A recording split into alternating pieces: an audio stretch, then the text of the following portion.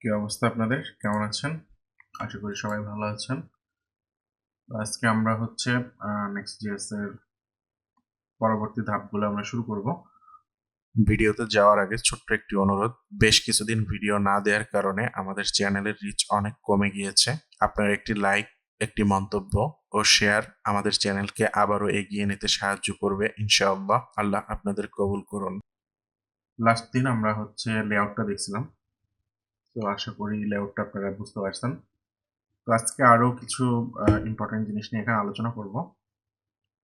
আমরা হচ্ছে লেআউট ফাইলটা একটু দেখি। বাই ডিফল্ট যে জিনিসগুলো আছে, ফার্স্টে দেখেন এখান থেকে গুগলের ফন্ট ইম্পোর্ট করছে। গুগলের ফন্ট ইম্পোর্ট করে সেই ফন্টটাকে আমরা ইউজ করছি হচ্ছে সিএসএস এর ভিতরে। মানে যদি আমরা একটু উপরের দিকে যাই, এই যে এখানে হচ্ছে ফন্টগুলো ইউজ করছে। বাট এটা আপনারা করতে পারেন, দুইটা ফন্ট আছে এখানে, হচ্ছে যে স্ট্যান্স আর হচ্ছে মনো, এটা ইম্পোর্ট করা হয়েছে। তো আমি এই দুইটা আপাতত ইউজ করতেছি না, বা এভাবে আমি ইউজ করি না। আমি হচ্ছে ডিরেক্টলি সিলিয়ান ইউজ করে এটাকে করি। আর কাস্টম ফন্ট যদি হয়, কাস্টম ফন্ট নর্মালি ওটা লাগে না, গুগল ফন্টেই হয়ে যায় আমাদের। ওটা হচ্ছে পাবলিকের ভিতরে লিঙ্ক করে কাজ করতে হয়। সেগুলো পরবর্তীতে দেখাবো ইনশাল্লাহ। তো এটা আমার আপাতত লাগতেছে না। এটা যদি আমি বন্ধ করে দেই তাহলে আমার একটা ইরর আসার চান্স আছে। ইররটা আসে নাই কারণ হচ্ছে এইখানে হচ্ছে, আচ্ছা ইররটা আসে নাই কারণ এটা আমি ইউজ করি নাই কোথাও। ওকে, তো নেক্সট কি আছে, তাহলে এই ইম্পোর্টটা আমার লাগতেছে না। নেক্সট আছে হচ্ছে গ্লোবাল সিএসএস। গ্লোবাল সিএসএসটা সবসময় আমরা লেআউটে ইম্পোর্ট করব। লেআউটে কেন ইম্পোর্ট করব, পেজে কেন করব না? পেজে করব না কারণ পেজটা হচ্ছে একটা লোকাল জিনিস, গ্লোবালি আমার দরকার এটা। সিএসএস যেটা, এটা গ্লোবাল, এটা প্রত্যেকটা পেজের জন্য যেটা হবে সেটা হচ্ছে গ্লোবাল সিএসএস এর ভিতরে থাকে।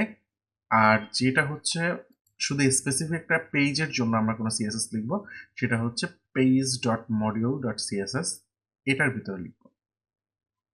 ঠিক আছে, তো এটা কিভাবে করতে হয় আমি দেখাই দিচ্ছি একটু।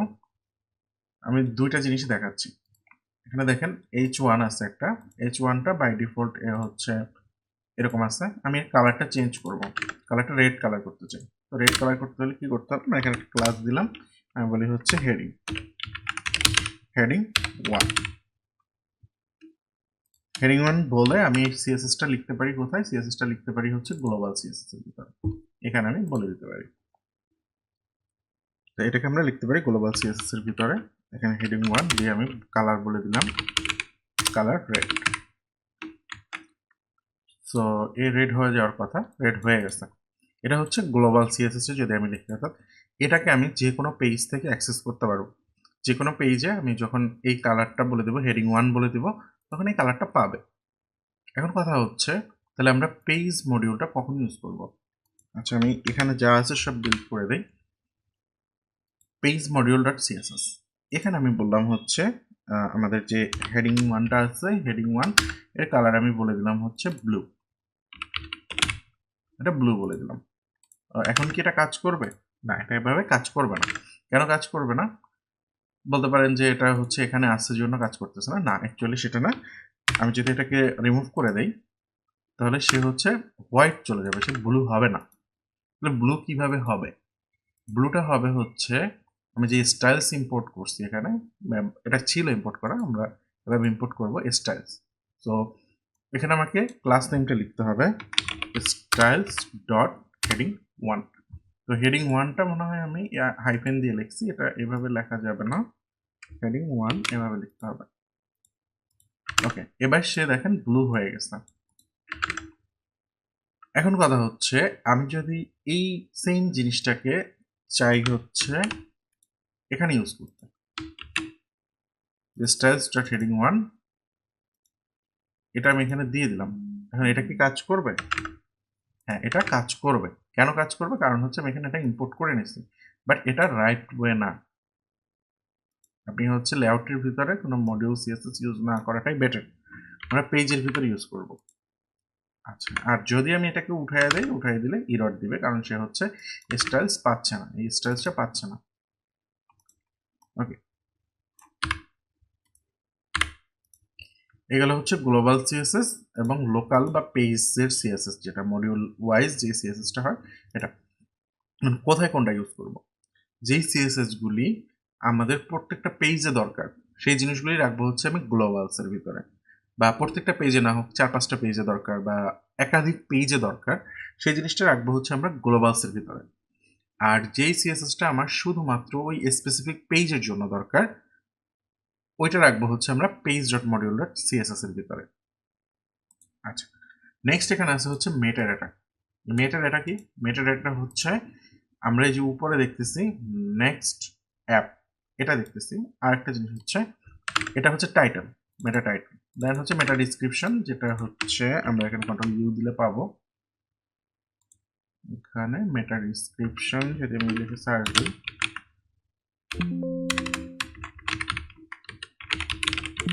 এই যে দেখেন ডিসক্রিপশন, মেটা ডিসক্রিপশন, এটা এখানে চলে আসছে। এটাকে চেঞ্জ করে দিই, আমি এখানে বলি হচ্ছে রিয়েক্ট নেক্সট টিউটোরিয়াল। আর এখানে হচ্ছে আমি লার্ন নেক্সট উইথ রিয়েক্ট।